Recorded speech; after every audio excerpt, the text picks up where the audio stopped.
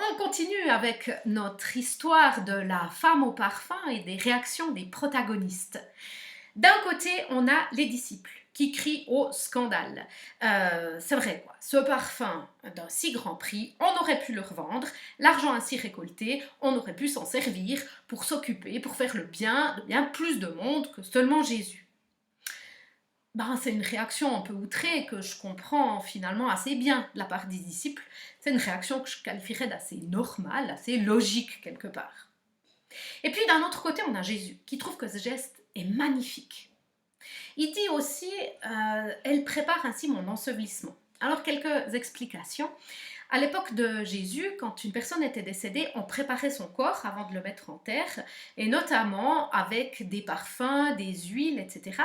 Et c'était là une manière de montrer le respect qu'on avait pour la personne décédée. Donc ce que la femme, elle fait en offrant à Jésus ce qu'elle a de plus précieux, et quelque chose d'unique comme son parfum, elle lui dit, et elle lui dit de son vivant, tu es quelqu'un qui compte pour moi, tu as de l'importance à mes yeux, voilà ce que j'ai à t'offrir. Et Jésus, il perçoit tout ça, il perçoit le sens de ce cadeau que la femme lui fait. Et c'est vraiment ça, c'est vraiment comme quand on fait un cadeau, qui en dit autant sur la personne qui le donne que sur la personne qui le reçoit.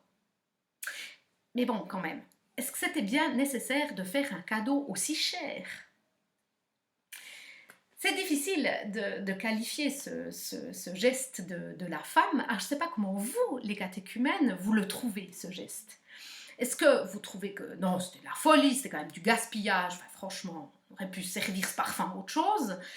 Ou bien alors, vous trouvez ça magnifique parce que c'est d'une générosité extrême, c'est vraiment un geste d'amour finalement? Comment est-ce que vous qualifiez le geste de la femme?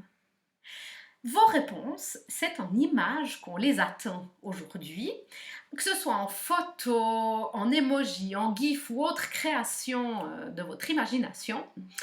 Comment est-ce que vous qualifiez le geste de la femme? Qu'est-ce que ce geste représente à vos yeux? Au plaisir de voir vos réponses et à tout bientôt! Salut!